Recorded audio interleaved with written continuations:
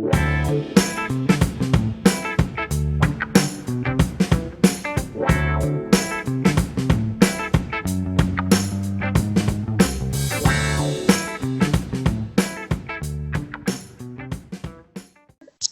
you want me to go ahead and let it rip first?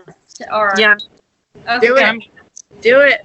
So my name is Jeneen Miller, and I'm a survivor of Victory Christian Academy that was located in Ramona, California. It was opened in 1985, and it shut down in Ramona in 91, but not because of the child abuse reports that many survivors made. It was bogus. It was about not meeting up to fire code standards, which they weren't, and being unlicensed, which they weren't. But in reality, we were trying to get Michael Palmer, and I can say his name now that he's deceased. Michael Palmer was abusing many girls since 1985 in the name of God. And it was really dark and horrible. We suffered mental abuse, physical abuse, and spiritual abuse. And if you were a Christian before you went into this place, you were definitely questioning where you stood with God after. And if you weren't a Christian, he definitely wasn't leading you to the Lord. And it was just very sad. And when I did get a hold of social services in San Diego, a man named Rick Peralta, as much as I frown upon social services not doing their job, I'll have to say Rick Peralta did do a thorough job, and he did everything he could. He helped me with a 50-page deposition with Michael Palmer and the abuse that happened, and he went to court for me. And I was shocked when he came back and said, yes, we have it closed down, but because of those two reasons, not meeting up to fire code standards and being unlicensed, where he was free to open up another school in Mexico called Genesis by the Sea, Baja. And one in Florida, in Baja. Oh, yeah, it wasn't Baja. Oh, man. Okay. Oh, okay. In Baja, and then also Lighthouse in Florida, which remained open for an additional 24 years. So 24 more years of abusing girls. He has child abuse reports up the wazoo, or had since he passed away, and nothing happened. The man just escaped criminal acts for years, including rape. And it's so sad. He didn't even get prosecuted at all. It was not even a slap on the wrist. Does anybody know how he died? Mackenzie knows the most about it. I know it was heart related. Do you want to take that one, Mackenzie? Yeah, I was told by his granddaughter Elena. LaAmber's here. Go ahead. Yeah, hi. Yeah, I was told by his granddaughter Elena that he had a heart attack. Some people have speculated that it was due to his drinking, since he, started heavily drinking after his wife died. He obviously got remarried, but it was due to a heart attack, is what I heard. Oh, okay. I thought maybe it would have been bad news and he died peacefully in his sleep. So. No, I think, wasn't he also on life support or something? Was that the case? Yeah, he was. Yeah, he was on life support. He had some kind of stroke or cardiac event, is what I'm guessing. Yeah. LaAmber, I think your mic is muted. I'd like to follow up with one thing about what Jeneen and Mackenzie said. So Palmer, he owned a company called Genesis Ministries that started before Jeneen was in Ramona, and then continued to operate in Baja, Mexico, and then moved to Jay, Florida, where he worked, and that's the school that Mackenzie went to. That's where Palmer was, until at some point he was forced out and leased the home to the Cookstons, who continued to run the school. And I don't know if I'm allowed to say that right now or whatever, but anyway, So, needless to say, that this was called Genesis Ministries the whole time, and they had an ongoing lawsuit. In 2013, they decided that they were no longer religious exempt, and that they actually shouldn't have even been getting the religious exemption starting back in 2005 when Palmer left to take his dying wife to Michigan. They were, at that point, they were renting the property, and they were no longer entitled to the religious exemption that Palmer was. So I just want to add that to it. So there was an ongoing lawsuit, the clerk of courts, the tax collector, back and forth. It was actually still ongoing as of 2018. I'm not sure if they ever settled it out, but that's the part of the reason why the school in Jay eventually closed, is because they were not going to pay a tax exemption. You know what I mean? Like they were not going to not be tax exempt. Does that make sense? They weren't going to pay taxes. Yeah. So I'm wording it weird, but anyway, it's a lot of dates. So I'm trying to get it all together. I think that's the sad part, and Jeneen kind of touched on it, that a lot of these facilities, despite, the copious reports of abuse in these institutions, a lot of the time when they end up closing, it's not because of the reports of abuse, it's because of money, taxes, what they owe the state. And so many of the religious institutions in particular feel that they should be exempt from taxes. They get caught up in that, and that is oftentimes our best method to reporting these facilities and getting them shut down, unfortunately, when they will not hear survivors or will not accept first-hand accounts as evidence of abuse, which is also a major issue. Can you hear me or see me, guys? I I can hear you. I can't see you right now. I see your picture profile. Weird. I'm on my computer this time. Okay. Try clicking your profile. See Where's that at? if you see your picture. See if you see your picture. Is it like on the 3 lines? Mine, in my case, it was on top. I'm on top. I'm seeing myself on top, and I see you right next to me.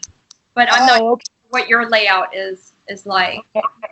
Click on your picture and see if it gives you an option for camera. That's what happened to me. I know, To but tack on to what Hannah said, like a big part of the uphill battle here, by the way, I was just saying, is a lot of the state statutes that protect these places, because they have a religious exemption and they shouldn't, and they're allowed to run unlicensed. So I just want to tack that on to the end of that.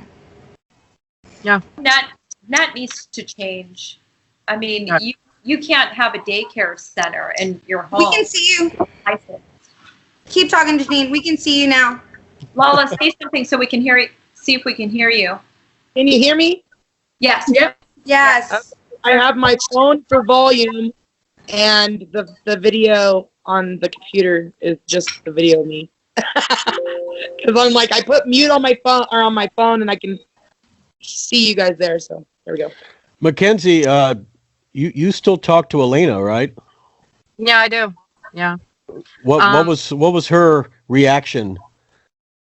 To the podcast with me? No, to the death of Palmer. She didn't really have a reaction to it, and I think that says a lot about her relationship with her grandfather. She didn't act like she was sad. I actually called her on the phone. What I said to her will remain private between us. Sure. But it wasn't like she was grieving and, over the top, like she had lost somebody that was important to her. And I know everybody grieves differently, but there seemed to be no reaction whatsoever. I feel like that says a lot. Definitely. And do you want to talk a little bit about IFB, Independent Fundamental Baptist, and how children are treated, and perhaps maybe that's why there isn't a reaction, how children stand in the IFB community? Do you want to talk about that so the audience has an idea of maybe why it's not reacting? I knew Elena grew up in Victory. Like, she says she wasn't staff, but she did become junior staff. So she was staff. She wasn't just a girl, whatever. But she grew up in that whole IFB religion, and I think, now to this day, like, she's an atheist. That's what she tells me. And it just, I don't know, it really messes you up because I wasn't raised under that, so it was very different for me, because I wasn't raised in that type of Christianity where they're preaching hellfire and brimstone towards you. I was raised in a really loving church, and so getting into Victory was very shocking for me. I talked about it with Jeneen. Like, that was not something that I was accustomed to, like, where people couldn't even praise and worship dance was considered bad. Like, dancing was considered bad at Victory. You could not dance. And that was just weird for me. I grew up in a church that had praise and worship dance, and that was just odd. I remember that being completely odd. Or the type of abuse that went on. I was a strong Christian before I came into this place or walked up into this place, and I belonged to my youth group. I attended a private Christian school. I had a really good relationship with God. And when I went into this place, the circle, this girl was in a circle, bound to a chair, and they were reading scripture and justifying abusing her on an emotional and spiritual level. Yeah. And I've never seen anything like that, ever. Yeah. Can we I talk think that's about how California changed, like how Ramona was in Victory, and then how it was in Florida, and then how it was in Lighthouse? Because we have, like, basically all the generations of girls in this video, minus Baja. Sure. Sure, then have Jeneen start. She can talk about Victory and... Sure. I've read that part in her book. Do you mind if I cut in right before she starts? I was just going to say that what that chapter, what the story that Jeneen describes, they're all sitting in a circle, pointing at her, calling out her sins. It's exactly like in Jay at Victory and Lighthouse, how we would call it a rap, and we would basically do a mini version every Saturday with helper's notes. I mean, you guys know helper's notes, right? Yep. Just calling out. But I'd like Jeneen to speak. I was just going to cut in and say this was continued to be the same thing, but it was called different things and done in a very similar fashion from 1988 all the way through to 2012, at least. It just so happens in 1988, and I agree with you, there were things that have changed, like the Get Right room, but the rap sessions were still the same. They called it rap, and we would have that on a Wednesday night. And it was to tear down girls' spirits, their self-esteem. Other girls would stand up and point fingers of things that were derogatory about another student, encouraged, orchestrated by staff. And it was awful. I've witnessed so many horrific things. It was a U.S. torture camp, and I couldn't believe what was happening. I thought my school was a fluke. I didn't realize that this is an epidemic that's happening across the U.S. Yeah. I really didn't. You guys, can you hear me and see me still? Oh, yeah. Yeah. Yes. Yes. Y'all remember? Well, I know that it was called Hot Seat at Victory Christian Academy when you were in Jay, Florida. That's what it was called. It was called Hot Seat, and everybody basically I just remember it being a swivel chair, and everybody, you'd have to look at whoever was talking to you. I never got into that chair, but I had seen many people, in it. I mean, I had my own issues with Miss Betty. I remember that. So I was kind of already being nitpicked at, but yeah. So and the Get Right room that's what it was called in Jay, Florida. And It said Ramona too. Get Right room. It was called the Get Right room until about, Rachel, you can correct me if I'm wrong, but they changed it from the Get Right room to the Room of Grace. Grace room. They continually tried to paint a pretty face on all of the ugly things as more and more reports of abuse came out. They would try to pretty things up for parents who would come and they'd see this room, and now instead of the Get Right room, there were pretty words above it that said Room of Grace. And now there was an answer for the screaming coming from the hallway outside dining hall. So I always wondered what was going on in there. Like, I never ended up in there because there was always somebody in there. So like, I don't know where, but Always. but Do you want to describe the Get Right room, Hannah, to the audience for those who don't know or haven't? Yeah. So the Get Right room, we also at Lighthouse in J, we referred to it as GR. I don't know if you guys had the same shorthand, but we called it GR. And that is a room that girls would be isolated in for at Lighthouse. It was a minimum of 3 days. They wouldn't do less than that. And you would be isolated in there if really it was quite arbitrary. I'd love to say you would be sent there if you were only a threat to yourself or others, which is actually what our paperwork, it says on the contractual paperwork that your parents signed for Lighthouse, it would say certain really watered down versions of these punishments or isolation things. They called it a timeout room to our parents. If you were a threat to yourself or others, you may be put in timeout. But they didn't tell our parents that, some girls were left there overnight. They were refused bathroom, and they were refused food at times. They were forced to listen to loud fire and brimstone preaching for hours and hours on end, just like torture camps, like Jeneen said. But anyways, GR in a nutshell is an isolation room, a box, probably 5 by 7 feet. Nothing in there but the carpet, and girls would be left in there for a minimum of 3 days. And it smelled like puke. There was definitely blood and in the carpet. I think everyone here can attest to that. May I track onto this? Of course, go ahead. Being as one of the last people to see it, but like before, you know what I mean, like in 2012, and it was the carpet in the inside, so there was like a walk-in closet area, and then the rest of the room was a larger room, you see, and they would do like a fold-out table, like what you would do at a picnic or Thanksgiving, and a helper and a watcher would sit there and watch you in that closet there. You weren't allowed to sleep. You could stand or sit, but pacing too much, fidgeting too much, they're staring at you all the time and putting tallies for every single thing you do. And let's say you feel ill or you feel dehydrated and you need water. Sometimes children just need water. It doesn't matter if it's their water and bathroom break. They're not inmates. They are fucking children. And it's literally like, oh my God, and it's like for a certain helper, for them to raise their hand and say, I'm really thirsty, that's 1,000 sentences. You're going to be in here a few more days longer.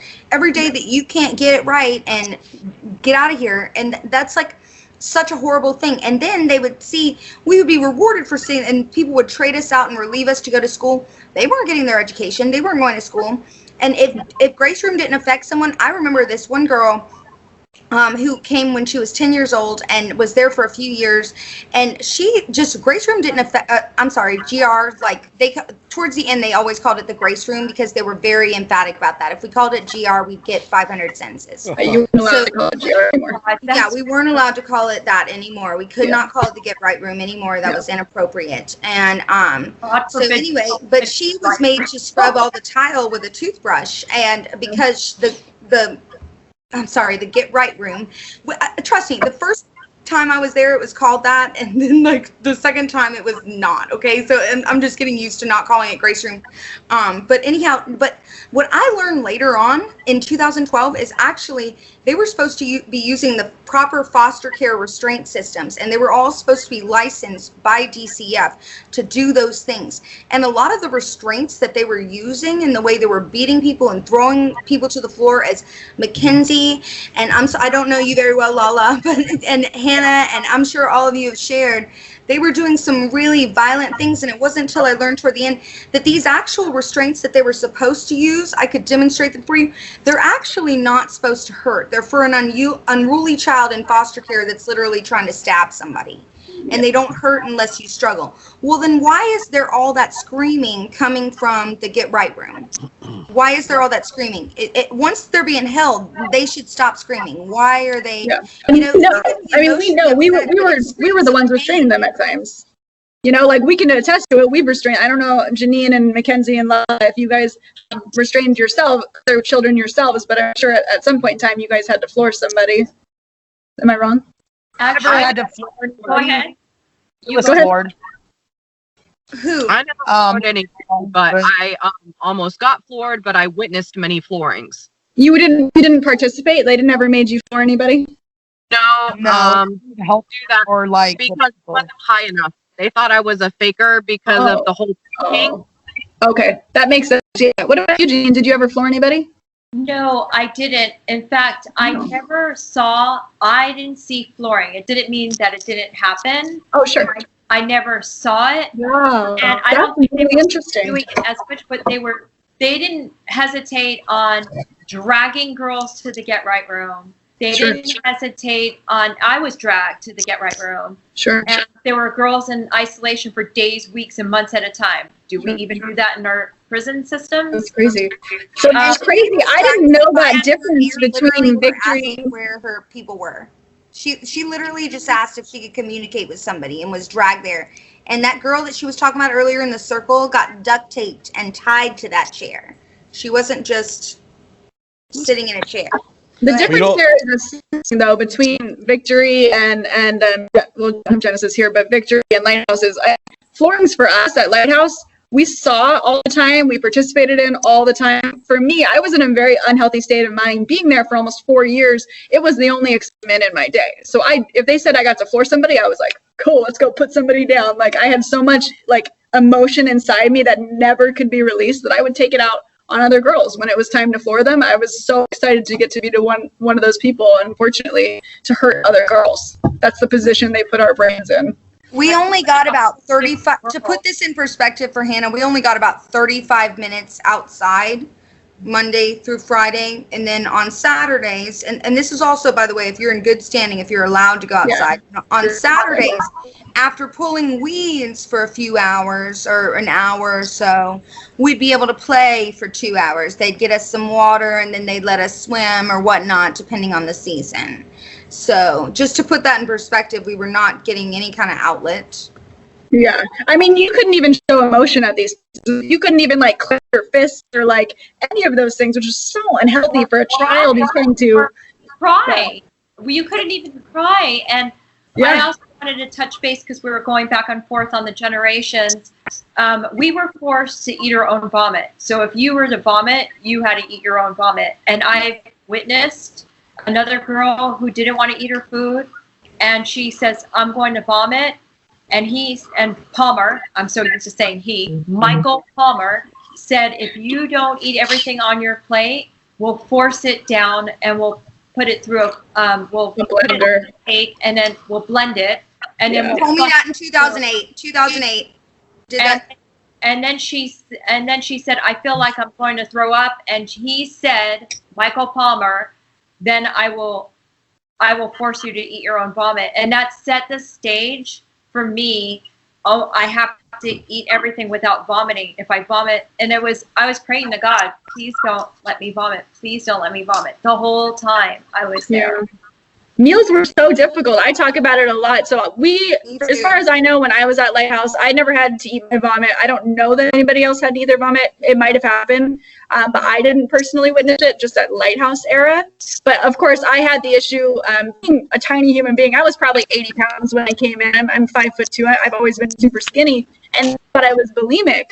So they would feed me, I would say even more at times, thinking that I was bulimic or anorexic, and would constantly accuse me of purposely throwing up. Because, we have 15 minutes to eat breakfast, to eat everything, plus 3 cups of water.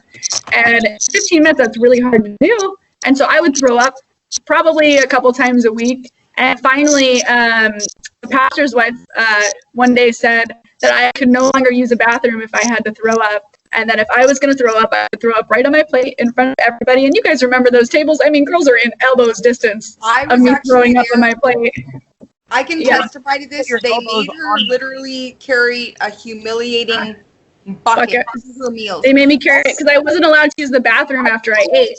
So I would have to carry on this bucket that I would just throw up in for hours after every meal, because I just have shoved all this food down so I wouldn't get in trouble, and then it would just come right back up after. I was like, my stomach could not handle it, because there wasn't like a portion of less food. It was either this huge portion of food or this extra portion of food, because some girl at some time had said she was being starved, which honestly also could have been the case. And so they kind of like punished us all by just overfeeding us and giving us the tiniest amount of time to eat all that food plus 3 cups of water. It was crazy. Can I cut in here? Because I've actually been there in the kitchen when Mr. Kidder has visited from the Santa Rosa County Health Department. Mm-hmm. They have meal plans for us where they require us all to eat the same amount of calories as an adult, a full-grown adult, not an 80-pound 16-year-old. And y'all didn't know Hannah then, you know what I mean? But I'm sorry, she's too small to be eating that much. She should have been allowed to be a quarter. My parents wrote a note to let me be a quarter. So, but anyway, no, but it's really messed up because they would feed a lot. And that broke my heart. I did not like giving medical demerits at all. I did not believe in it, and I wouldn't do it. And if they challenged me on it, I would act like I forgot, and I would get 300 sentences for not doing my job. But I never gave anybody a medical, because that's medical. Not letting her go to the toilet to throw up, like she had to carry a bucket. And I'm sorry for interrupting her monologue. I'm sorry, but no, you're good. I'm done. And she had to sit there at the table, and then she literally would do it at the table. Go ahead, sorry. I know that's the end of the freaking story. Yeah, go ahead. It was Go messed ahead, up. It was very messed up. I came in with a shaved head and it was like bleach blonde, and I was there from 2002 until 2004, which I think I was just praying my parents ran out of money. But eventually I think that because Mr. Palmer, I worked in the yard crew, so I worked with I knew Mackenzie because I would shadow her. I only was allowed to shadow because the first 3 months I was there, I was in detention with demerits. So every Friday night I was in the school doing demerits and got really good at cursive. Then I was on a strict diet. So I came in, I've always been big my whole life, but except when I was there. They controlled what I ate. Miss Brown was, she was nice to me at some times, but then other times she was very like one time Mackenzie brought it to my attention, but she came in the dining hall, the door there's a hallway where the GR is, and then you go into the cafeteria right there to go and get in line where all the damn dolls were. Anyways, those things creep me out. I always wanted to break one. Just to see. But, yeah, a whole bunch of The weird creepy dolls. Yeah.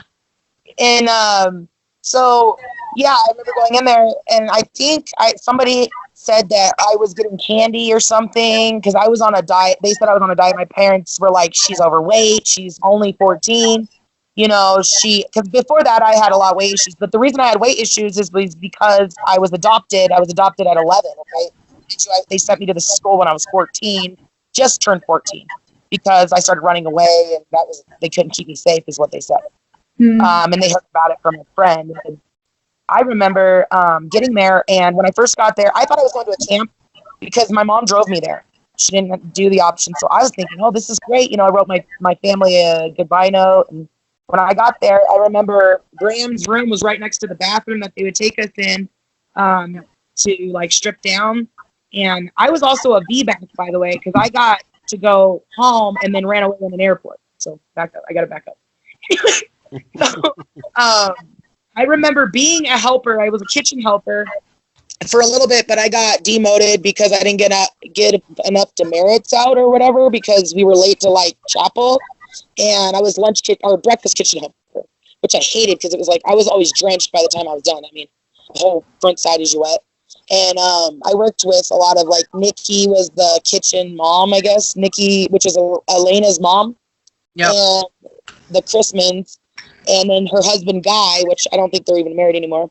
But yeah, it's a long story. They were all kids. And I just remember getting thrown in the shower one time. I got floored. But at that time, it was only helpers and buddies, people that could buddy people that were able to help with flooring. If you remember, Mackenzie, in Love Dorm, I remember that's what it was. It was only because Nicole was the dorm helper, right? And then we had I want to say it was Catherine. And Catherine. I'm friends with her now. She's awesome. But it was really scary because I didn't want to get in the shower. It was just the night. I'd already had a shower. We showered every night, but I just didn't want to shower that night, And this girl, I think her name was Amanda, and Hannah all threw me into the shower with my culottes on, and Miss Betty came up there and was like, oh, you know, what's going on? Like, acted like as if it was a surprise, because she's probably been through many of those, but I didn't know that at the time.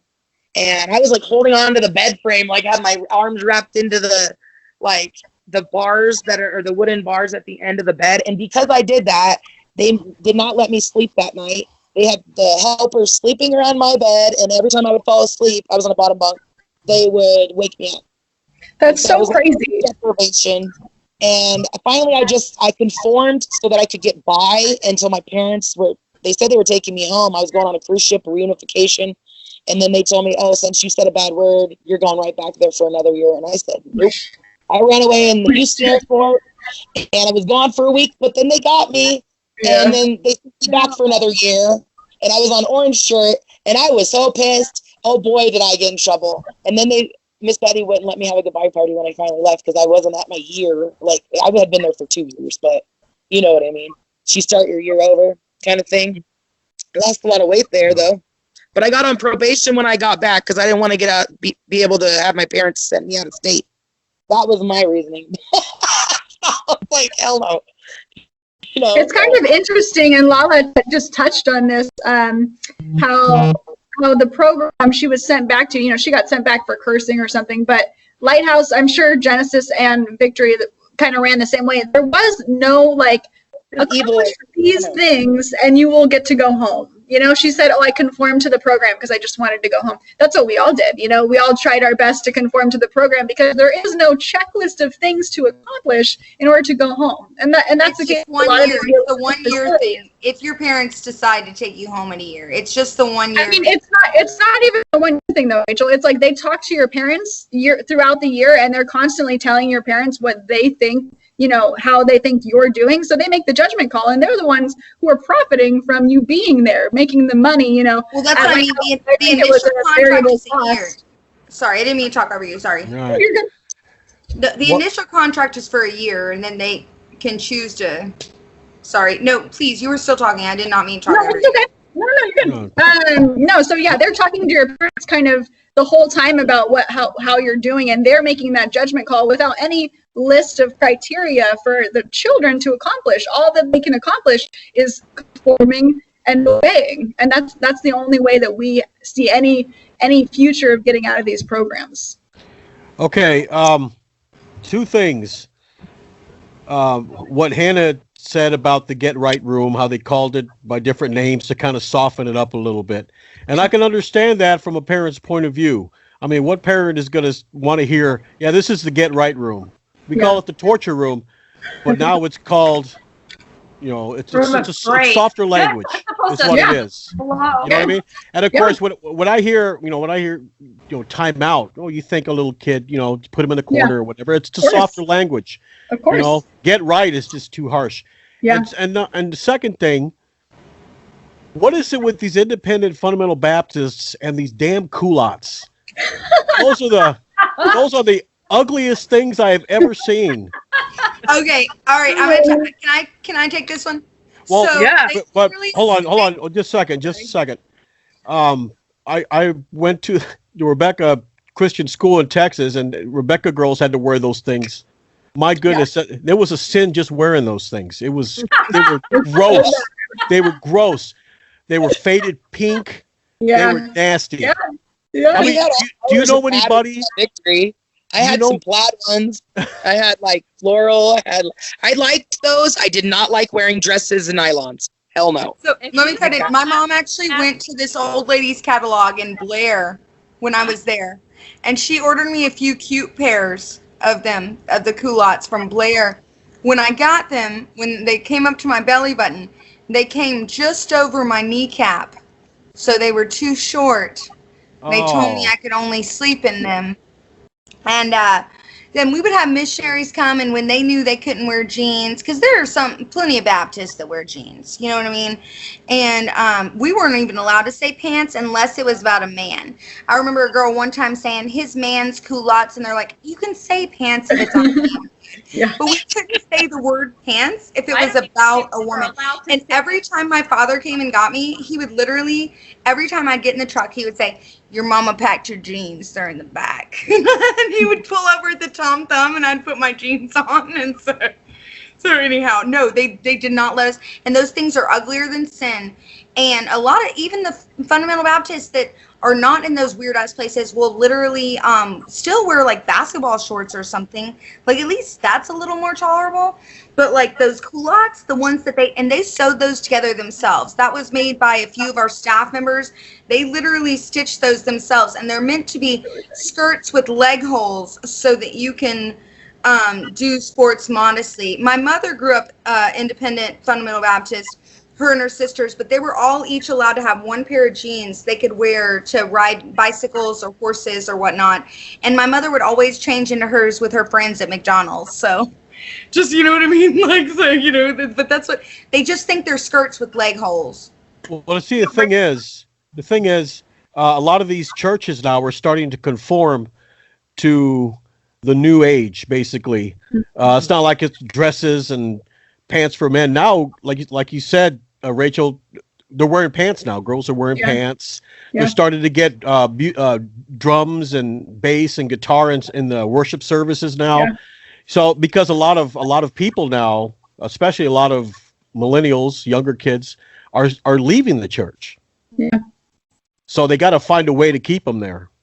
So that's why they started all that Christian rock and the Christian metal and all. That's why they started it to get the kids. Yeah. That's a really interesting. I just want to.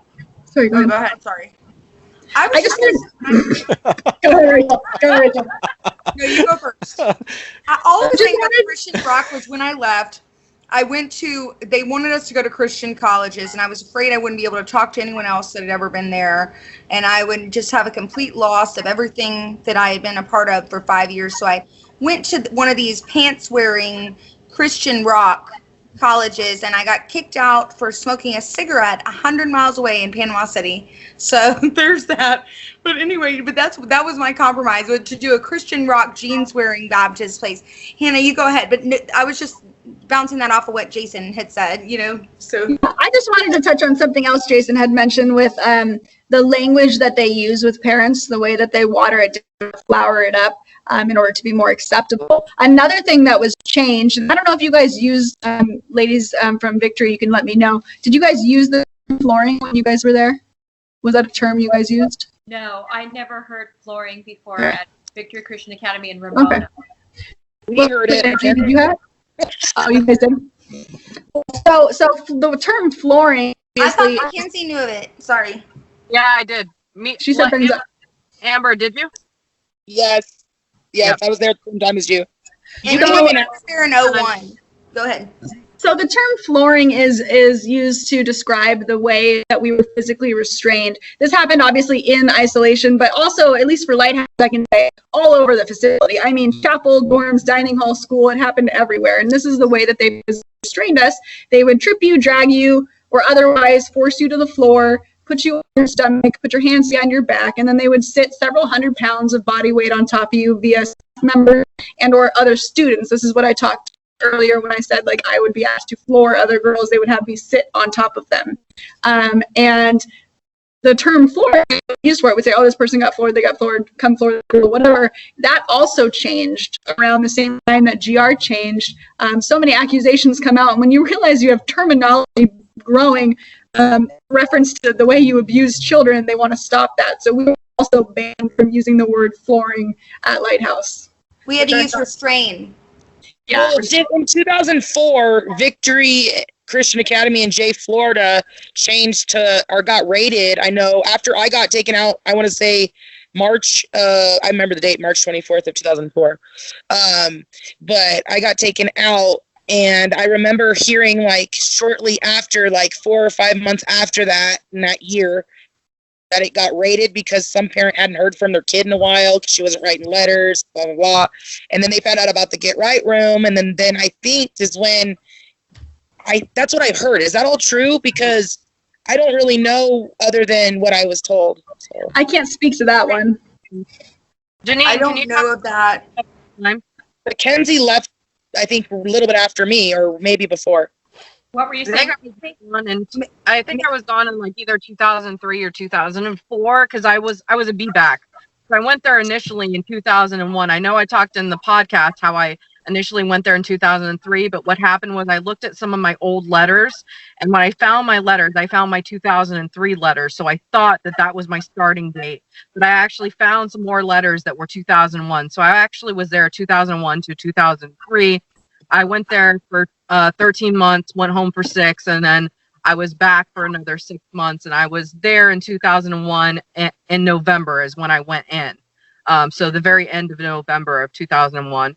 But Jeneen, I was going to ask, could you talk about how the Tampa Bay Times influenced Victory and the whole switch over with Palmer? Because Palmer, a lot of people said that, Palmer didn't really have interaction with girls. I had a ton of interaction with Palmer. I remember Palmer threatening to start my time over. He told me that my parents didn't love me anymore. I was adopted, and that mentally messed with me. And they also took my letters. The only communication that I had with my parents was through letters at that time. And they actually made me write my parents every single week, several times a week, and I was receiving no letters in return. And when I questioned why weren't my parents writing to me, Palmer came up to me and told me to my face that my parents didn't love me anymore, and that's why they weren't writing. And that if I didn't get right with God, that they were going to start my year over. So I did have interaction with Palmer. I know a lot of girls did. So that's a lie that he didn't have interaction with girls. He told me that I was thicker than a Snicker, and one time he had this weird ass smile when he said that too. And like, I think I had just turned 15. So, and we were out in garden. The reason I got on yard crew was because it was outside. And at least out there, we weren't always working side by side with somebody. I could be able to talk, I would actually talk out loud because it was so odd. Like, we couldn't talk when we weren't allowed to, we weren't able to just talk going down the hall, unless you were heading somewhere. And, and it was really hard for me. That was hard because I'm a very vocal person, and my brain hurt. I liked yard crew because I would literally talk to the plants out there and the geckos, and we found snakes, and it was just fun. That part, at least. Do you want to mention the hard labor, Lala? You were mentioning being a helper in the kitchen, the yard work. Did you get paid for this? Do you want to explain? I did not get paid for any of that. Miss Betty finally let me have sugar-free candy on Friday nights, but then she gave me too much of it, and I didn't know at the time that those are not natural diuretics, so if you eat too much, you will have diarrhea. And I was literally, and then I got in trouble for having diarrhea because it wasn't keeping my food down, I guess, in a sense. I don't know, but that was when I made that announcement about the candy thing. Amber is not allowed to have candy to the whole place. I was already having self-esteem issues, didn't have no hair. My parents, I felt like they didn't want me because I was adopted. And so going there, I still have bad dreams. It's been 16 years since I've left there, almost 16, I think, maybe 17. And I'm married for my second time, and I still wake up having night terrors, and that I'm trying to get the girls out of that place, because there was a girl there that actually did escape one night. We were watching movies on Christmas Eve. I think it was Christmas Eve, and her name was Bridget. And I think she had saw the door code. I guess we were all sleeping, but we got woke up and rushed to our dorms because they had to go find her. And I don't know whatever happened to her, because before, I never saw her after I left. So I know she's alive because I have her on my Facebook, but it was really scary. It was just, I didn't have it in me to lash out, in a sense, because I didn't know what would happen, and I just was kind of scared of that. But after leaving, my parents didn't even seem to care that what was going on, that this was a cult, and that their child was having issues, and they just thought I was some troubled teen and got on probation. But to find, that was actually me acting out, when I got home, was going on probation and pushing them away because I thought they were trying to hurt me. And I don't know, it removed a lot of trust I had in a lot of faith-based stuff. I'm in my choir at my church. I love it. I'm not saying church is for everybody, but when you're in the right church, maybe. because that one was not a good example of the ones that are, out here. But it was just, I still sit with my feet together because in chapel we weren't allowed to put our feet, we had to put our knees and our feet together. And I'm a big girl, my thighs touch, but I can't get my knees to touch. And for the whole, I mean, it was hard, but till this day, I still find myself like, subconsciously putting my feet, I always have my feet like I'm in, military style. And I remember having to like, it was just like very, I don't know. I don't think it broke my spirit, but it was meant to, I guess, in a sense. And I saw it for what it was. And I think that's why I was never a helper, because they knew that I hadn't fully conformed, but that I was just kind of like observing. And because I remember a lot of things, like there were certain people I could talk to that wouldn't like snitch me out, like Mackenzie and some other people, because they knew that this place is a whack job, because Mackenzie had already been there and came back. It's like, oh my God. So many of us were so scared. I just want the audience to just understand this world, this realm. We were so afraid to even talk to anyone because we couldn't trust anyone. Yeah. And everyone seemed to be beating to the same drum. And if you were to confide in with someone and mention the child abuse that was taking place, it would be worse for us. Yeah. Well, I know that we knew and weren't able to speak on it at the time, but like the staff there that defend them, do you think that they're completely brainwashed? Because they had to have known that the stuff that they were doing was wrong. If we know it, we just couldn't do anything until we grew up and got away from that. So those people have been willing participants. Can I speak to that? Can I speak to a few things? Am I talking over anybody? I think we had so much staff and we had so much individual staff and they had alternating days off that sometimes they would, and I think they're ignorant and I can't speak to their character. And I think that their philosophy and their beliefs are ignorant. But what I can say is that they all couldn't see what other staff was doing all the rest of the time. And that's no defense of them. I'm just saying it's super duper sick. So like that's the way that I process the way that they behaved, that they think, oh, maybe this is the meanest thing that happened to them that week. But really like 10 times meaner things that happened to them that week, which is still so evil. Like I think sorry, Rachel. No, you're good. Go ahead. I actually spoke about this whole staff issue recently on my TikTok, but my viewpoint or perspective of the staff is this. I think a lot of people that work at these types of institutions have good intentions initially. So there's usually a monster, we'll say Palmer in this case, at the top, who's abusing children and the system for their own gain. But I think a lot of people who end up working at these facilities do have good intentions, at least initially. And I think they're sought out by the people at the tops of these organizations because being uneducated and having a good heart makes you the easiest type of person to manipulate. So you can take that person who doesn't know any better. You can take pretty much any individual off the street or out of a church and say, well, what are you supposed to do when a child is out of control? And then you say, oh, we restrain them. This is how we do it. And you go, yeah, good for you. Good. I'm glad you're keeping that kid from hurting themselves. But those people are not educated enough to know that there are particular ways that you can restrain or protect a child from themselves. And there are legal ways of doing that as well. There are ways that they cannot do that. There are ways that harm children if you don't know what you're doing. So it's really easy to take people who are uneducated with good intentions and force them into this environment that consistently abuses children and convince them that that's appropriate. And I think that's what happens. And then on top of that, I think staff often, those good intentions take a turn because they come with the heart of wanting to help children, and then they deal with some punk ass kids. And they're not our parents. They don't love us as much as our parents do. So that patience that you have for punk kids, I think quickly diminishes, and it's very easy to start treating them and treating them the way all the other staff are treating them, and I think all that falls away and it just becomes this with really a combination of being environment. uneducated and ignorant. I was just adding that to what you were saying. Sure. Part of the culture. A lot of them, like the Dorés, they grew up in that school. They graduated from there and then became staff. Georgina She was staff member when I was there. She became a staff member.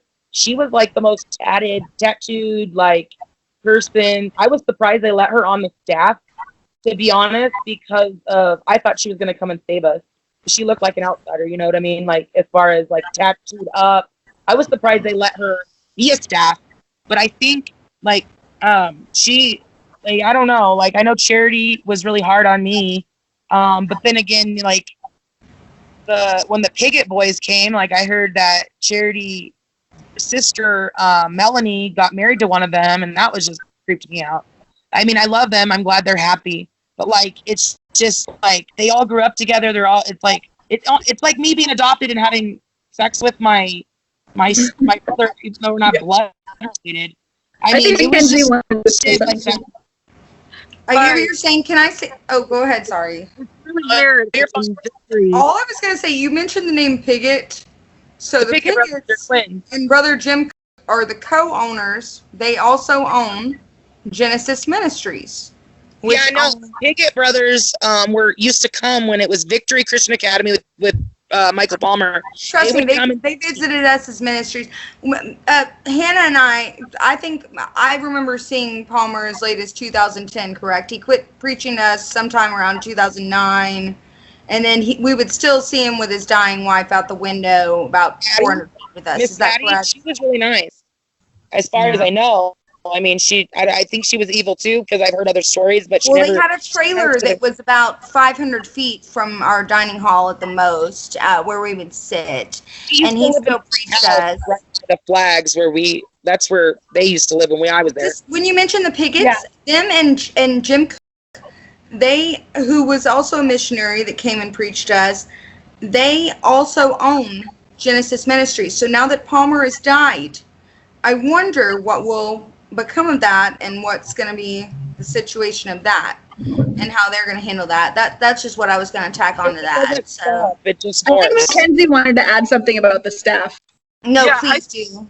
I think it's really weird, like when so LaAmber went there when I was there, so we were both there together at one point, and it was really weird how all of the staff was either friends with Palmer or family with Palmer. Like, that was very weird to me. They were either former girls who had already gone through Victory before, or they were somehow either related to Palmer or friends with him.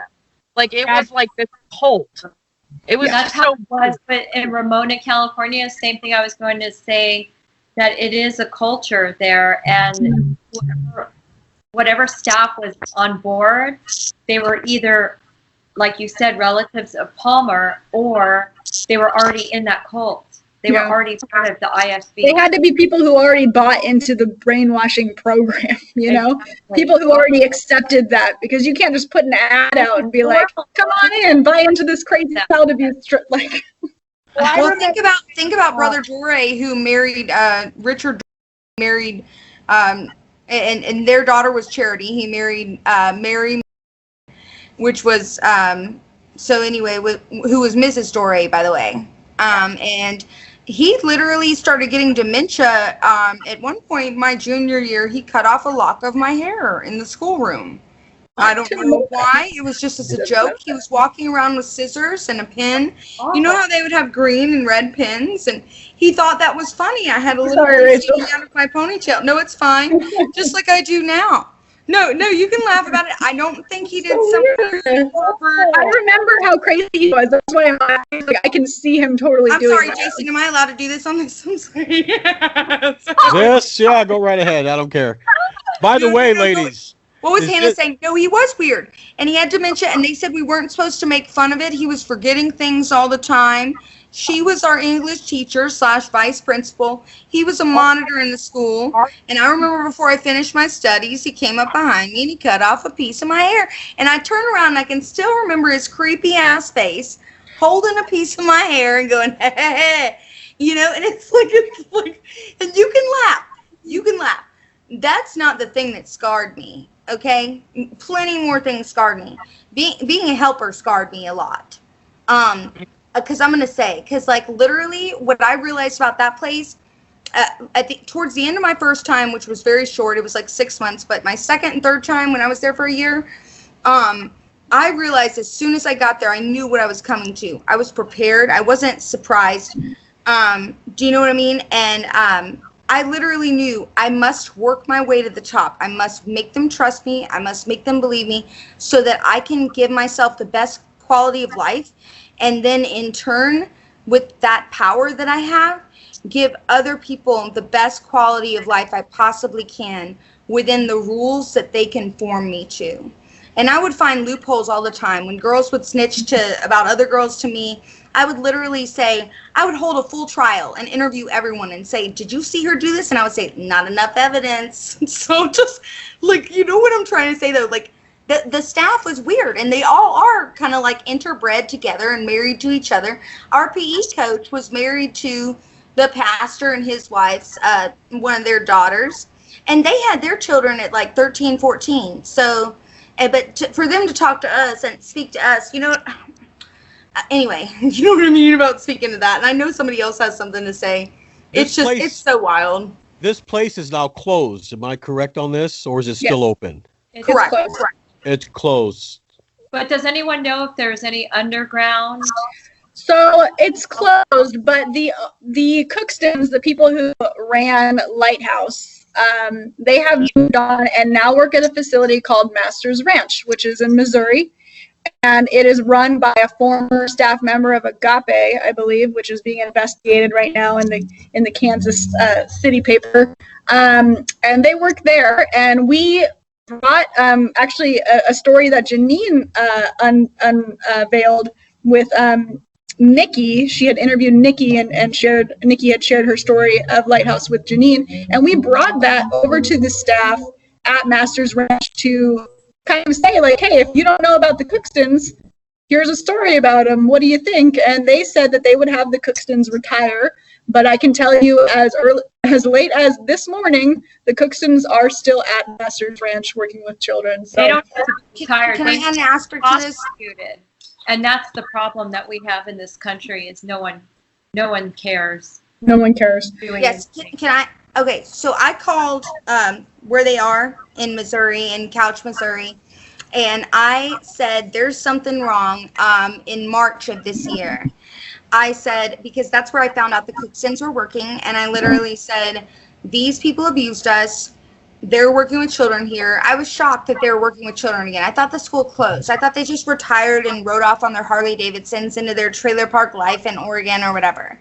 Like, I literally thought that they just rode off into the sunset until I started saying, this is really bothering me and having a lot of nightmares. Look it up. They're working with boys at Masters Ranch in Couch, Missouri. So I literally look into it, and I call, and I call, and I call. And then they say, there's nothing you can do because you don't know a specific child. You don't know of a specific crime. You don't know of anything. There's nothing that we can investigate. I'm sorry. So 2 months later in May, their campus in Washington, in Walla Walla County, Washington, I know it sounds silly, but anyway, they literally have a Lord of the Flies situation, and all out. There were 2 counts of sexual abuse. There was a whole, I might not be saying, I think there was 1 count of sexual abuse and 3 counts of normal abuse, but just don't take me on the numbers. Anyway, they pull all the boys out and they set it up, and just to where they took all the boys out of there. It was a very terrible situation. And I literally called about them 2 months before, is what I'm trying to say. So 2 months before they knew about this. So it's literally what the hell? And these places protect these people. So anyway, I'm gonna back off now. I'm sorry. No, you're fine. No, it's really frustrating. It's the trail of how everything is connected. It just keeps going. Yeah, that's the issue with Masters Ranch is because it went from, Ramona, California, Genesis by the Sea, Victory, and Jay, Florida. Then it changed to Lighthouse. But the Cookstons are now working at Masters Ranch, and the guy who was in charge over them told us specifically, because he saw Nikki's interview with Jeneen, told us that he was going to let them go. He told us that, we have proof of this. And he told us, without a doubt, he was going to let the Cookstons go because it was a liability and he couldn't have somebody working like that at Master's Ranch. And you know what he did? He freaking lied to us. And the Cookstons are still working there to this day. So everybody should know that this man still has somebody with all these allegations from all these girls from Lighthouse still working, and they're building a girls' ranch, or it's already built as we speak. And they're doing another dude ranch in like Oklahoma. What? In addition, And these are the people, by the way, that told me no one is coming for you, no one will save you. I got there and started trying to cut my arm with my fingernails and saying, if I'm hurting myself, it is Florida law that you must Baker-act me and take me to a hospital and call the deputies. And do you know what they said to me? No one is coming for you. Sorry. You know what they did to a girl in Ramona, California? So although we didn't have the flooring, they had no qualms about putting girls in handcuffs. Someone tried to kill herself. She just came into the school, just got locked into the school, and they handcuffed her because she tried to commit suicide. They never got her any attention, medical attention. It was medical neglect. And worse, they berated her in chapel. So in the house of God, they berated her in front of all the girls. And this was her first day of Victory Christian Academy. Hannah, does that remind you of Amy? Yeah, that name. Oh, I probably would name names. Can we cut that out? Yeah. I'm writing them all down. Go ahead. Cut that out. I'm sorry for my. No, you're okay. There was a girl who tried to kill herself. She would try to kill herself all the time, and that's the sad truth of being at this facility for so many years of my childhood. Is it really became second nature to hear girls try to hang themselves with tights or try to cut their wrists. And this one girl would try to hurt herself a lot. And somebody one time, I was a helper. Somebody walked by me and said, "Hannah, so and so is trying to."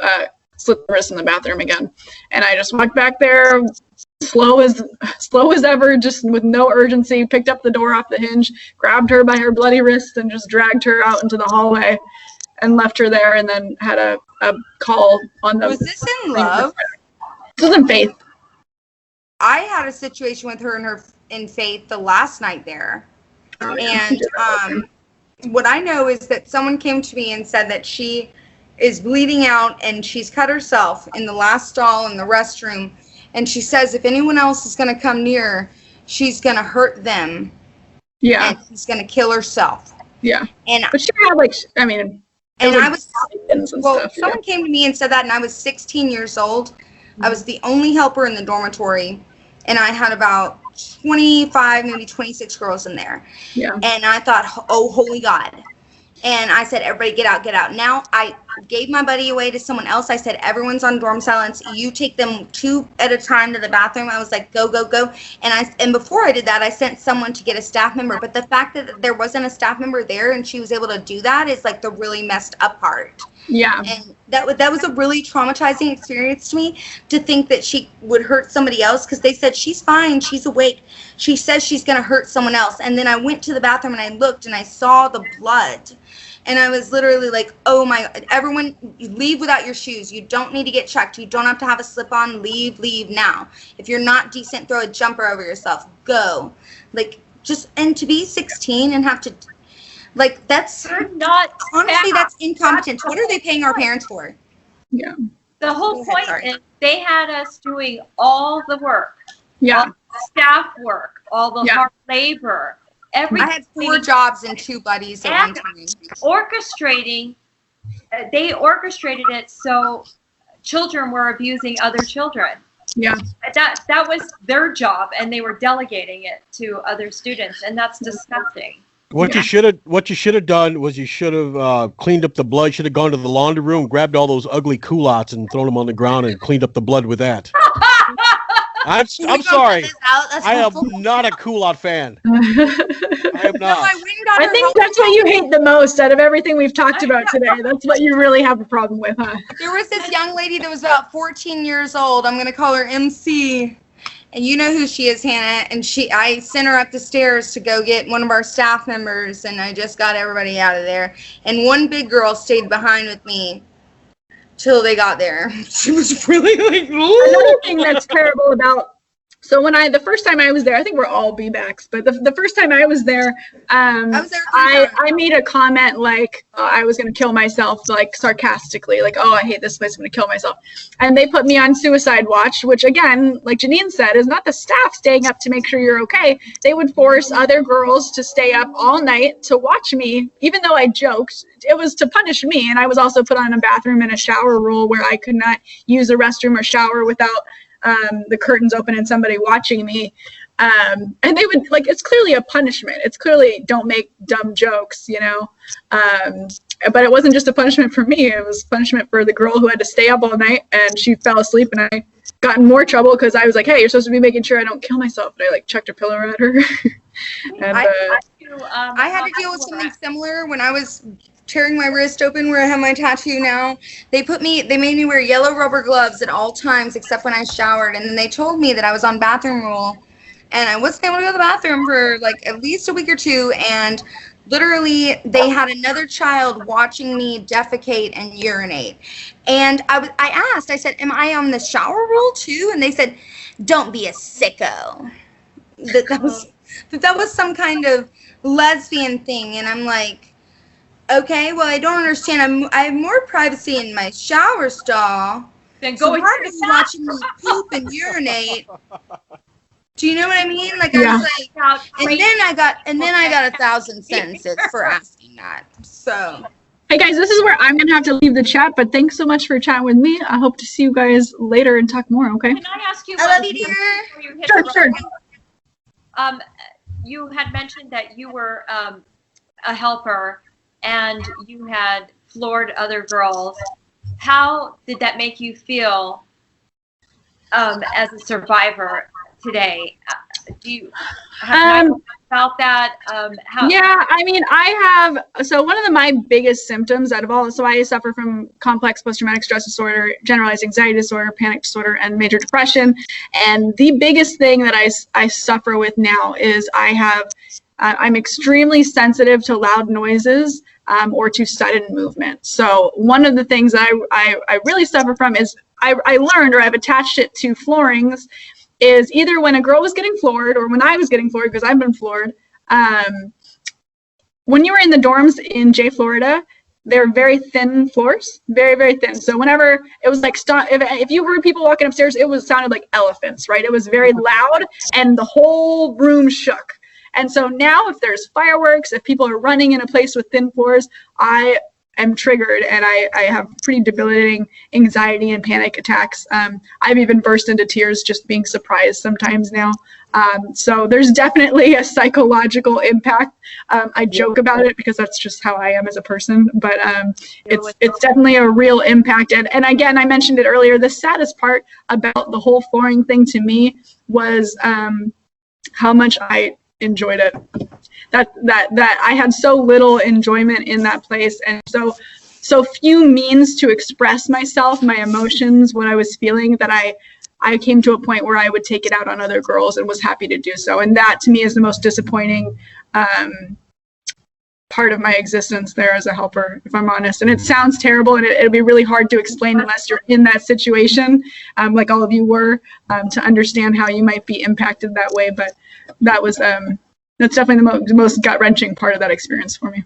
I can explain it very well, and I think that the fact that of the very little exercise and stimulation we had, that we were teenagers with hormones, and you had very little dopamine and adrenaline, and that literally I don't like people to knock on my door. I would rather unlock the door and them tell me they're almost there, and when they open the door, I still holler because it's still a loud noise. But if you know what it's like to live down below in Faith Dorm, all the other 4 dorms are above, you know what it's like to hear boom, boom, boom, boom, boom, boom, man. It is literally, I'm not trying to fuck anybody up. It's terrifying. And I know you have to go, Hannah, and I love you, but it is terrifying. The boom, boom, boom, boom, boom. And then not knowing, do I need to protect everyone, or do I need... A big thing that they always asked me to do all the time was to watch everyone and to watch everyone else. They never made me... I walked with a limp for a year. They didn't make me restrain people a lot, but I knew it was happening, and I said, nobody look. Give her dignity. Yeah. And just... It was a really tough thing. All right, ladies. Thank you for sharing. Thanks so much, guys. I appreciate All right, you guys. Thank you so much, Jason, for having me. Have a great Yep. night, guys. I love you. Thank- I'll talk to you later. Bye. All right. Mackenzie, you still there? There you go. Your Yeah. face was frozen there for a while. Sorry. That's okay. So you're here. I'm in the little one at the top. I don't know. Yeah. I'm probably way too animated for this. I probably look like a crazy person. My cat got me. So No, we have, I'm okay. And I got a pretty good sense of humor, but sometimes I start getting in these rabbit holes of the of the PTSD. You know what I'm talking about? Like of the feeling of it. Like I have to protect everybody else. Like I have to, like their lives depend on me. Like if I don't punish one person, then all these other lives are in jeopardy. Because on Saturday we had to write helpers notes. So during the week, and helpers are the only ones that are allowed to talk to everybody, but it has to be quiet time worthy during quiet time. So and they can't be on dorm silence. So non-dorm silence people during a non-quiet time, I would go to throughout the week and say, hey, what is it you're struggling with? Is there a problem in the kitchen? Are you doing okay? What's going on? And then sometimes I'd see a buddy struggling and I would just say, you know what, this is dorm silence worthy because I'm a helper. And I would ask them, what is going on? And they would say, my helper is not letting me take my medication. My helper is not taking me to use the restroom. My helper is not. And then I'd find out that she was doing, and then my notes would be contradictory to everyone else. I would say, such and such finished their verse sheet this week, and all the other ones would be like, such and such is so defiant. Da, da, da, da, da, da, da. But I always made confessions about myself too, like I didn't notice this or notice that about myself, or that I wasn't paying attention to. I felt like calling out myself as much as anyone else, and to this day it's really rocked me. Like it's not that I care what people think of me. It's not like that. And I know there are certain people that'll never like me and that I'm kind of weird, but like, I guess it's the thought of like, I always want to make sure that, you know, the people that I care about know that I have their best interests at heart, and I'm always worried about, and then also maintaining my status or position. My second time there, I was removed from helper because the reason I was told is I wasn't telling the other girls please and thank you enough. And then I was reinstated 2.5 weeks later for no reason. I didn't miss a Friday night. I didn't get any demerits. I didn't get on dorm silence. They just took away my helper's bag and my position to be a leader and said, it is what it is. You didn't say please and thank you enough to the girls. But then later I was told I wasn't mean enough. So I just couldn't do anything right in this place. That's the thing with Victory, though. You don't. Go ahead. Yeah. That's a thing with Victory, though. And that's why all of these girls, you'll see Hannah talk about it, how she felt she liked to floor. And I don't fault like Hannah or any girl for that. Because it's almost like if you didn't fall into this like authoritarian position, then they would come and strip your position away from you. Like if you weren't it was survival. It was definitely a surviving mechanism. When violence would happen, I would always hear it, and they would send the others above. They would put everyone safe down below. Our dorm supervisor was Desney. Jason, I don't know if you know who she is. I don't know if you need to edit that out. She was about like my 600-pound life, but maybe plus some more. Anyway, they'd put everybody safe down below. The English teacher? But we would hear, yes, but we would, and she was one of the dorm supervisors, but we would hear the violence above. And we had stairwells where we would run up the sides, and they would say, helpers, or they would say, you. Or if it was just me, there were times where it was just me and a staff member, and I didn't have a position, but I had been there so long, where they would say, Rachel, you're in here. In here means a helper always had to be in there. Always had to be in the dorm. At one point, they made it to where if a staff member wasn't in there, it was quiet time. But someone always had to be in there. So let's say I had to use the restroom and I'm the only one in there. And I have 9 girls in there with me. And the other ones are at their kitchen jobs and doing other things and whatnot. So that means there are 6 bathroom stalls and 6 shower stalls. And I have a buddy as well. So let's say there's 10 of us. I would have to put 4 that I could trust to be together to stand in shower stalls then me and my buddy, and this is literally for me to defecate or urinate before we go somewhere, because I was the only one in there and they all have to stand in a stall. That was the only way that I could leave the dormitory and with the rest of them in there, is if they were all in a stall as well. So also I want to mention that. That's some more crazy ass shit. But the bang, bang, bang, that is literally, they would tell her, I have seen Hannah hold a child. I have not seen, now, we had some in-betweens of it, you know what I mean? But I've never, like, where she was there and I wasn't there. She's not that big, though. If she sat on somebody, it wouldn't hurt them. But I have seen situations where they've asked her to hold somebody. But also, I don't know, because what they would have me do with my rheumatism and my limp and everything else, and the fact of the way I was a good leader and everything else, and I could manage, you know, but you know what I mean. They would have me to watch everyone else while they did that. And I would have to say, you know, everything's okay. Don't look at her while she's crying. You know, it'll be okay. You know, just, so anyway, sorry. It's just you. This is not a Like, that's, you know, take everyone else somewhere safe. That was always my charge, to just get everyone else somewhere safe while this violent situation happened. Are you all listening to this? It's violence. Yeah. And audience, pay attention. We were sent here because we were troubled kids to a reform school to get out of violence. Not that we were in violence, but that's the whole concept. A lot of people would automatically assume if this kid is in a reform school, they must have crimes up the wazoo, a criminal record up the wazoo. And 9 times out of 10, these kids have been put in to this place because their parents are legalistic, or they just wanted out a break from their kid, or they didn't want to handle their teenager. I'm sorry, but that's pretty much the case on almost every interview, including my situation. I'm a survivor as well. It just astounds me that all you hear is violence going on here and staff promoting violence. And this is supposed to be a Florida statutes on this real quick. So Florida statutes, when they have that religious exemption to be a religious school and be able to operate unlicensed, in Florida, they're still required to follow the same laws as DCF. I don't know. I haven't been looking at this right place in the camera all night, and I don't know if you need to cut this out, but I'm sorry.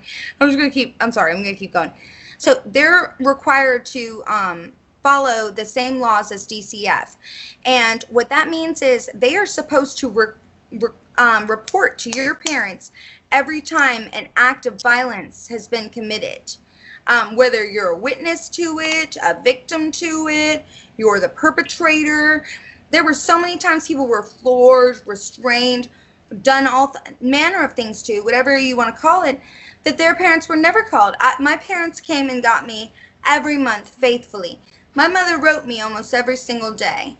So, and I'm one of the very lucky ones. And what I know is that I would tell my parents on my visit, and I would never see the act of violence up above, and love or peace or joy, you know, or faith, or not faith, sorry, faith's below, but you know what I mean.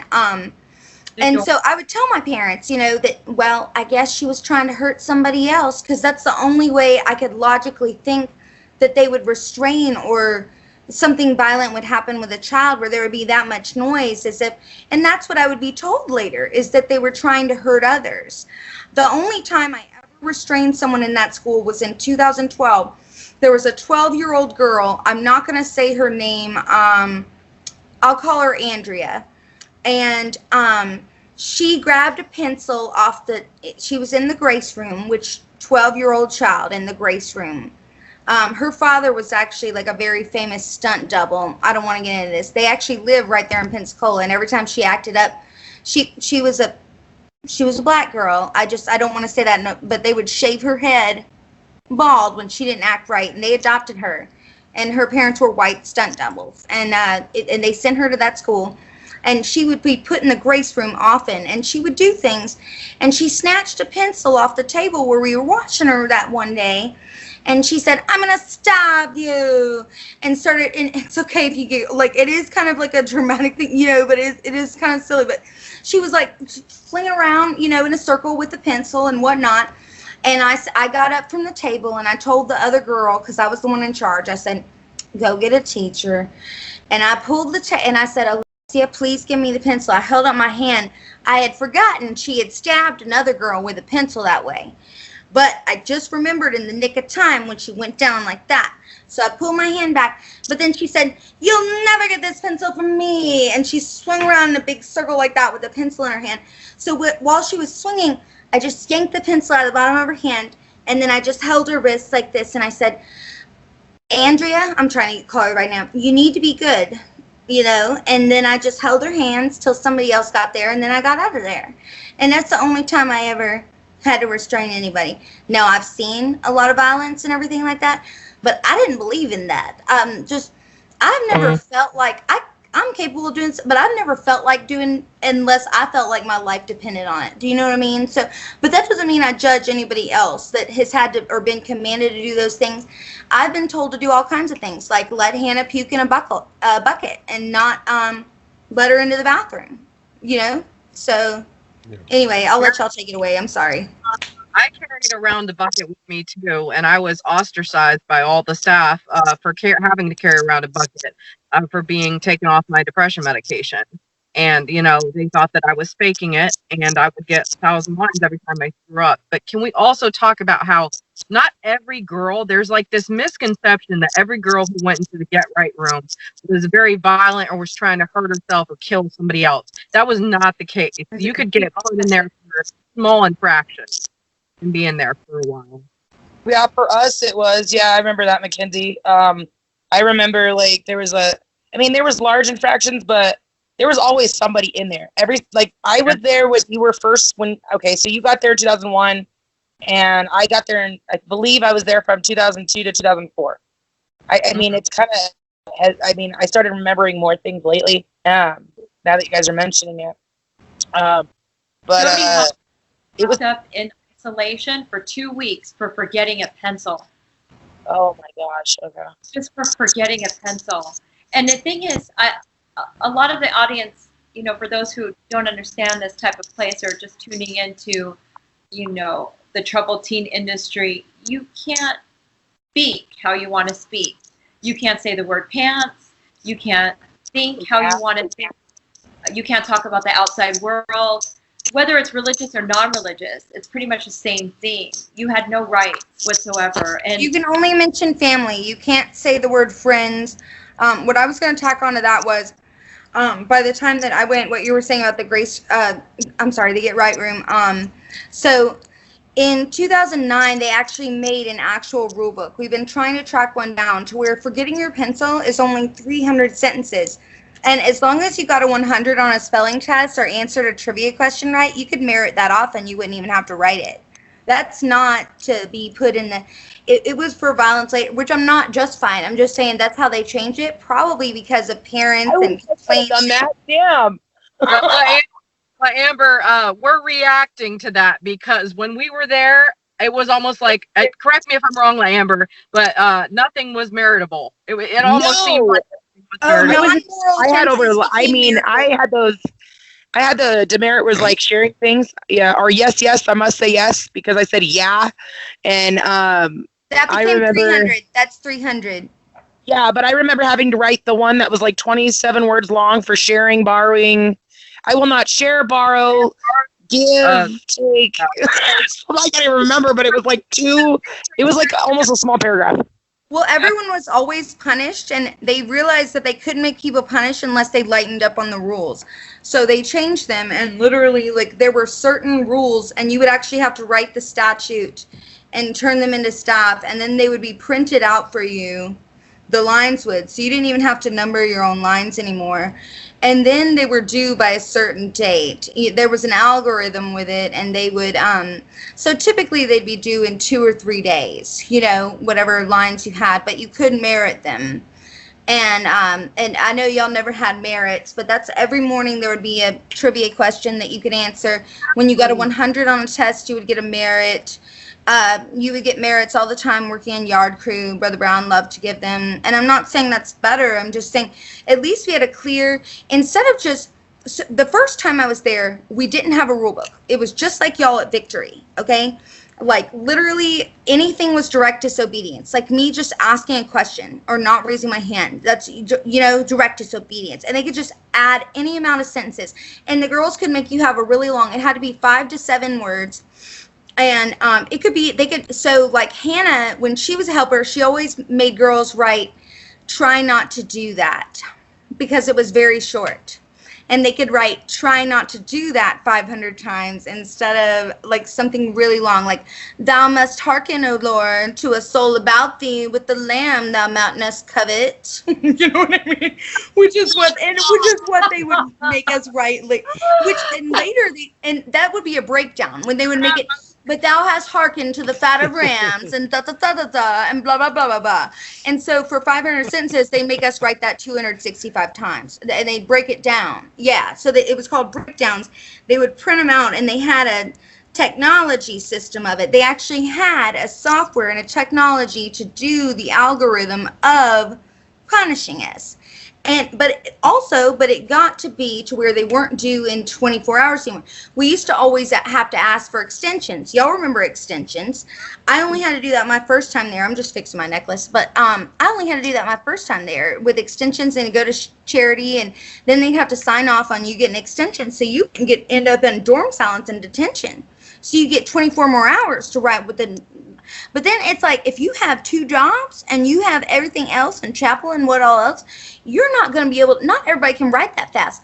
Also, I have rheumatism. So it's literally like, you know what I mean? Like, I can't write 1,700 lines in, like, literally the collective 42 minutes I have all day other than urinating.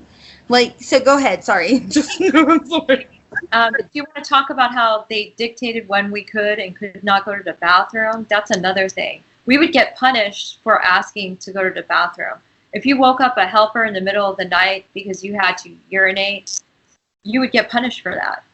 And with us, it would double, triple, quadruple, and demerits. Yes, that was every night.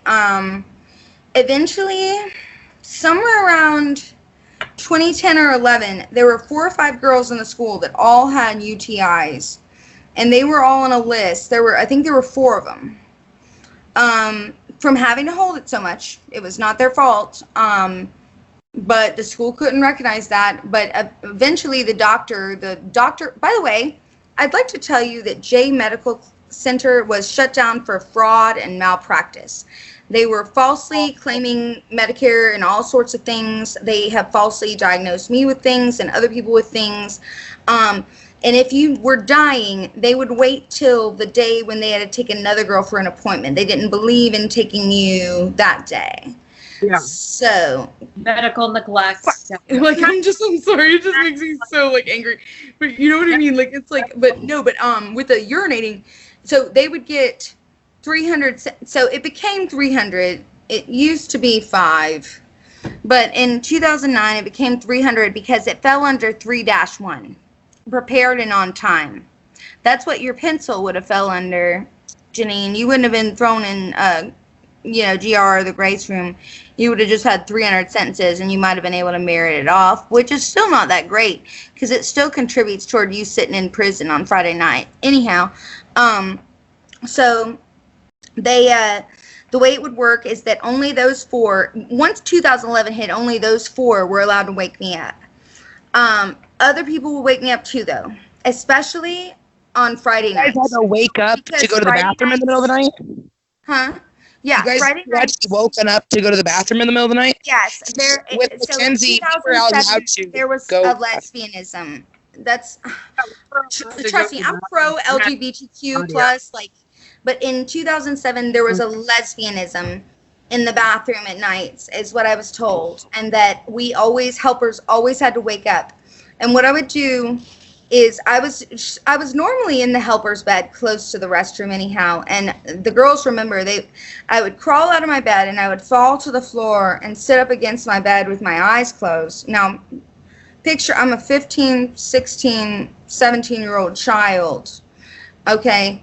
And I'm sitting there waiting on them to get done using the restroom. And what they would actually, and they weren't allowed to wake me up by touching me or talking to me, which I've always my whole life been able to wake up easy and go back to sleep easy, which is fine, you know, but it's multiple times a night when you get no REM sleep. So it would be a few, but I remember a few of them coming back to me because what they'd have to do is they take their hand and they pat it. They pat it like I am on my laptop on the end of my bed, you see. And that's how they would be able to wake me up without stirring others. And I would say, you got to go to the restroom, it's all right. And I'd crawl out and I'd sit up against my bed and I would just wait. And sometimes I'd fall back to sleep right there. And they would come back and they'd pat my bed and say, Rachel, you got to get back in the bed. And they'd help me. The girls would help me get back in the bed. And even the ones that didn't have the urinary tract exemption that started in 2011, which, and trust me, I've been dealing with this since years before that. There were girls that got punished, but my thing was I could always pretend, because, okay, when you're a helper, if you don't give someone the demerit, you can get their same demerit or double their demerit if you do it willfully.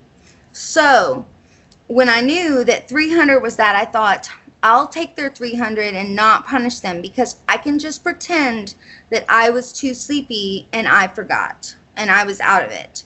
And it won't be looked as willful. So I won't get 600, I'll only get 300. And I would never punish for peeing. But it got to the point where I could not even sleep through the night, and it was really bad because the girls would try to wake up the other helpers. Sometimes I would ask them if they could try to, but they would not wake up. They would just groan and not get out of bed. So during my last 6 months there, I made a schedule. And I said, you hear this? This is exhausting. This is just a child to go going to the restroom. Bathroom. Yes. Should Yes, not that's be what freaks me out about it. That's what freaks me out about it. This is crazy. Yes, and literally I had to write a schedule where I would take 3 nights and the other 2 helpers could each have 2. And that way I could at least get 4 nights where I could sleep the whole night through. But then I made it a rule. I checked with staff to where if they didn't wake up and I had to wake up, then the helpers would get a demerit, the other helpers. And then that's when they finally started doing their part and letting the other girls go to the restroom so that I could sleep. Okay, I want to hear from LaAmber and Mackenzie on that. That's okay. That's okay. About the restroom bit. Mackenzie, you go. I actually have to use the restroom. Is that cool? Yeah. We Okay. could go to the bathroom at night. It's not like we couldn't go to the bathroom at night, but I was always afraid to go to the bathroom because they had a helper. I was in Faith dorm and they had a helper kind of sleep on a mat by the stalls, like by the door and by the stalls. And you had to go and kind of like tap on the mat really quick to wake up the helper. You were in Peace, right? No, this was in Faith. I was in Peace too, but this was in Faith early on in my time. And we'd had to wake up the helper, not by tapping on them, but on the mattress. They would wake up kind of groggy. You would go to the bathroom and then it was kind of like so that they could watch you and make sure you weren't doing something you weren't supposed to be doing. But there were times where I went to the bathroom because I didn't hold it all night. And I remember waking up the next morning and being like, I'm going to give you a demerit because you didn't hold it all night. So that just depended on what type of helper it was. Like there were helpers who didn't do that and just let you go to the bathroom. But I also remember times where I got a demerit the very next morning for not being able to hold it during the middle of the night because they were upset that they were woken up. But that was their job to be woken up. That's literally why they were on the mat by the bathroom door. It just depended on who was the helper at the time. Right. Yeah, and I agree. I mean, I know I was in Love Dorm, so I was above Faith, but I was also in Joy. Oh, wait, not Joy. Mercy. Mercy was up in the other side of the house, like the original house. The old house with the Victorian dolls. Yeah, so I was up in Mercy, but I was mainly in Love, and I feel like they put all that what they thought were like the extra trouble people in Love. So you can hear them pounding in Faith. Love was always like we at least once a day, or maybe there was probably more, but at the very least once a day there was a flooring of some sort in Love because we had we had this one girl, I can't remember her name, but she was an Indian girl, and she was always trying to self-harm, and she would get loose. I think one time she even got out of the Get Right room, and they were chasing her, so we all had to go to a different dorm. I think it was Faith because it was on the bottom. She was running around. I don't know what she was doing, but, I mean, it was just like, those times, in a sense, I kind of looked forward to looking back because it was like a sense of reality, if you know what I mean. Like, Someone doing something against our rules. Yes, but I felt good for them. Like, I was happy that they were strong enough to like be, like go against the grain, because I felt like I couldn't. I was too shy at the time. I'm not that way now. I turned out to be the complete opposite, but back then I was kind of like, I was more of a follower. But it's just like, it was really scary to me. I know in the middle of the night we were able to go to the bathroom. I never remember having to ask unless when I was on Buddy. That was it. But we were allowed to get off our bed and go to the bathroom as long as it wasn't multiple times a night. But I think it was based on who the helper was in the dorm, because not necessarily was everybody in each, like the helpers in each dorm. Like, I know Nicole, I don't say, NL, let's call her NL, was good friends with Charity. So like a lot of them had made it into the inner circle. So like they could get by without, like, I don't remember NL ever getting in trouble for anything. And she would do a lot of things that were not, like by the book, you know, but she was dorm helper. So nobody could do anything. It was like speaking up against, you know, well, there was no book. Well, we didn't have no book either. And I don't know. I remember our phone calls. I didn't all by heart arbitrarily. Till 2009, we didn't have a book. I want you to keep talking. I'm just saying we did not have a book until 2009. That's the reason I'm able to say forgetting a pencil is 3-1, is because we finally got, and it's because enough people, this was after Rebecca Ramirez protested outside that Palmer raped her. But I want to keep talking. Protested. Sorry, no, keep talking, sorry. I know, but what year did she protest? Because I must have been after I left. I want to say it was sometime between 6 and 9, or maybe 05, 06, 07, 09. It was enough to where, so when I went there in 2008, my parents still had dial-up. Oh, okay. So nobody knew what was going on. One of my mom's friends had to tell her that my mom, her friend that she grew up across the street with, sent her daughter there and said, "Did you know this Palmer guy is a accused rapist?" And my mom had no idea. And my parents worked for the state. They used the internet, but they didn't think of using it. They had just been told by, so there was a good home here in town that's not very abusive, where in my hometown, but they only have 28 beds. And this is where they told my parents that they send when they have an overflow. And that's what she trusted. She didn't check the internet. She didn't. And I'm not trying to embarrass my parents or blame them. It's just, it is what it is, you know? So it really sucks. That's awful. But yeah. But no, but the Rebecca Ramirez, it was probably around like 2006, they actually were outside the school, her and her mother holding up signs. There's a news article, if someone can look it up on their cell phone right now, it's literally. Actually on the website. If you go to piecesofvictory.com and scroll down to the article, it's under articles and victory. Oh, thank you. Yeah, I haven't read the whole thing yet. Thank you, Spitfire. Please read. Lots of valuable information. Same thing in 88 happened to us in 08. So that doesn't tell you enough. Yes, and for everybody out there, make sure you subscribe to Jeneen Miller's YouTube channel also. Thank you. So. And we've all got TikToks. Sorry. Anyway, so I think we should start. I don't know how to use it. we neither do I. We should start wrapping this up. Yeah. So, but just want to give each of you a minute or so just to kind of give a last word or a statement. Who wants to go first? Yeah, whoever wants to go first. I'm not going first, but I will go second. I'll go.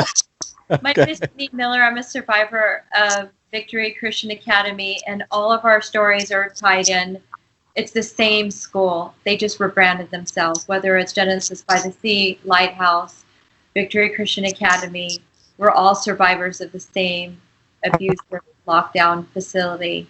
And I wrote a book called Pieces of Victory, and if you visit piecesofvictory.com, you'll be able to learn more. And the trailer is a reenactment of what happened to me.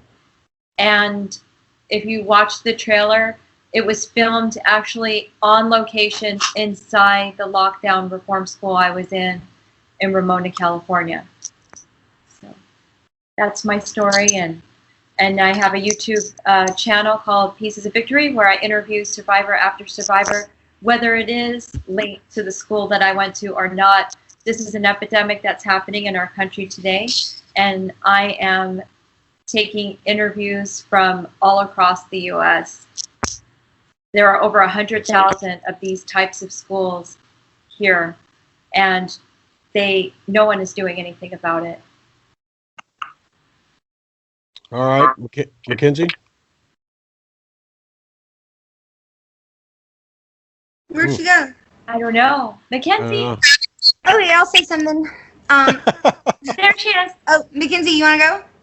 Yeah, sure. I just kind of wanted to touch on Michael Palmer, and the thing with him, like, you know, it was a lot of mixed feelings for me when he passed away. Like I honestly feel bad for Elena, and I feel bad for his family members, because, like, look at the legacy that they have, you know, with this man, and it's really unfortunate.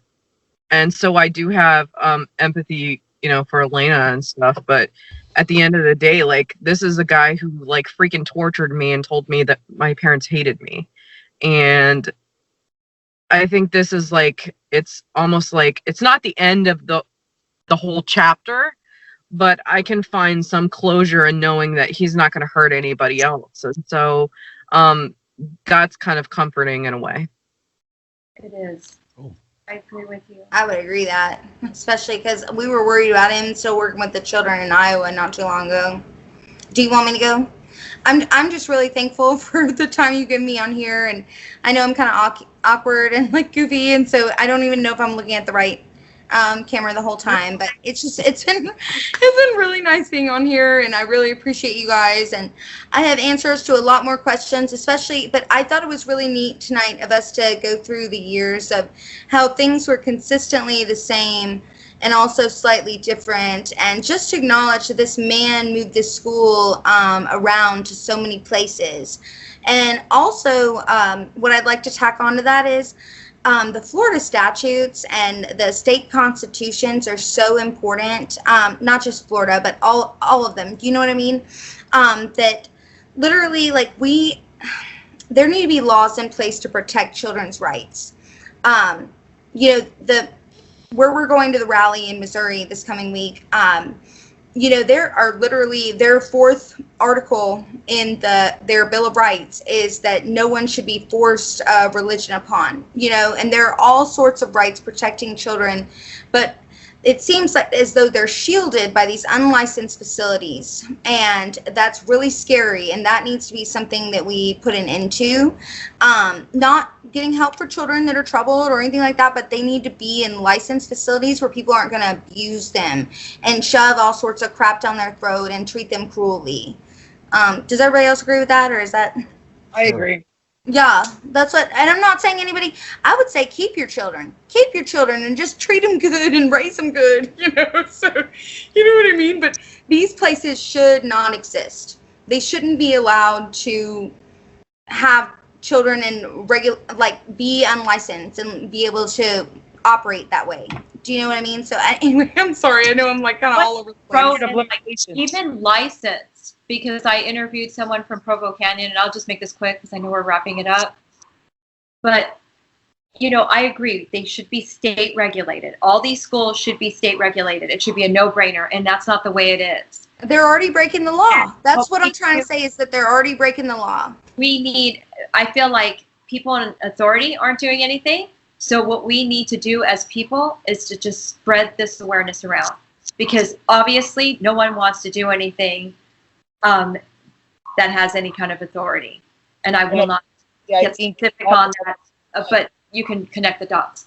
And we've called several sheriff's offices and police departments and state attorneys, and we've been talking to all sorts of people, and they don't want to until the law changes.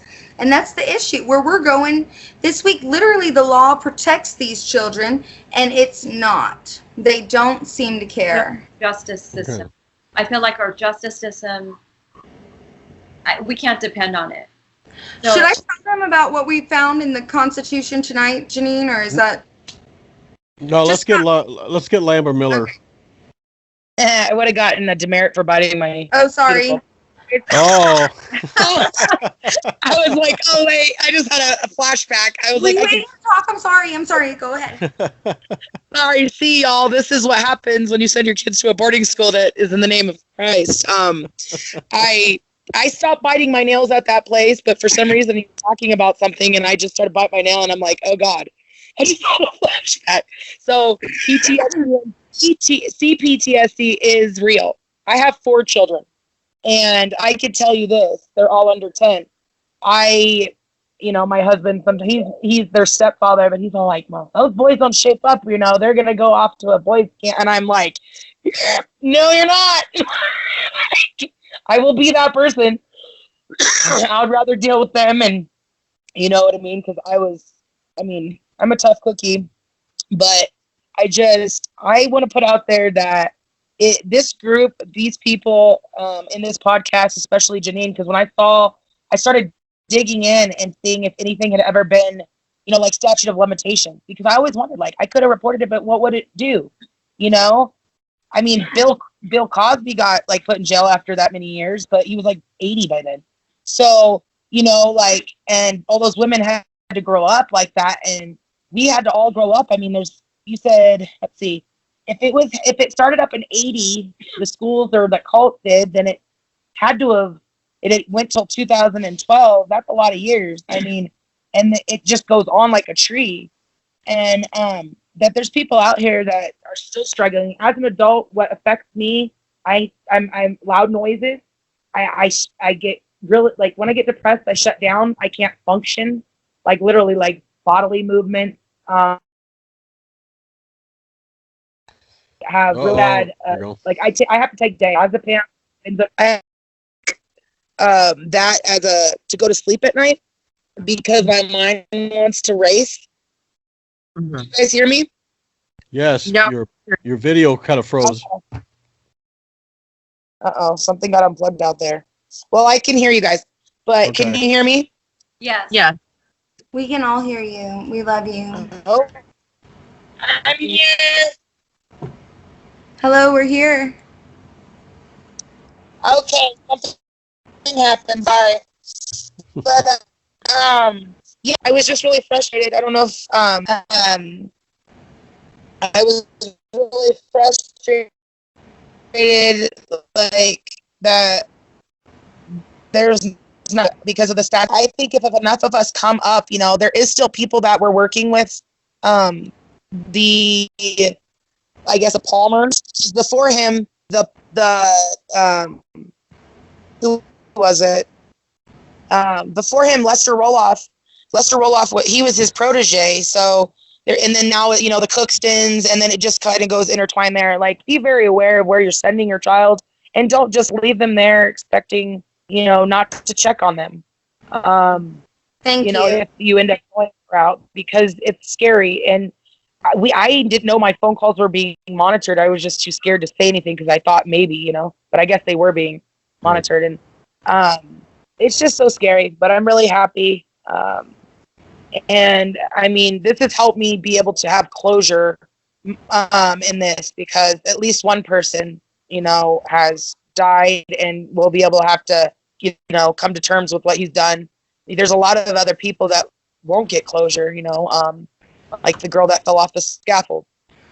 We shouldn't have been having to do stuff like that, and there's a lot of lost souls out there, and I'm hoping it helps everybody else speak up about it, because it's a very real occurrence and it's still going on.